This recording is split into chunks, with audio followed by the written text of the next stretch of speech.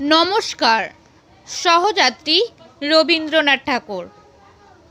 কথা ছিল এক তরিতে কেবল তুমি আমি, যাব অকারণে ভেসে কেবল ভেসে, ত্রিভুবনে জানবে না কেউ আমরা তীর্থগামী। কোথায় যেতেছি, কোন দেশে সে কোন দেশে, কুলহারা সেই সমুদ্র মাঝখানে শোনাবো গান একলা তোমার কানে। ঢেউয়ের মতন ভাষা বাঁধন হারা আমার সেই রাগিনী শুনবে নীরব হেসে। আজও সময় হয়নি কি তার, কাজ কি আছে বাকি? ওগো ওই যে সন্ধ্যা নামে সাগর তীরে, মলিন আলোয় পাখা মেলে সিন্ধু পাড়ের পাখি।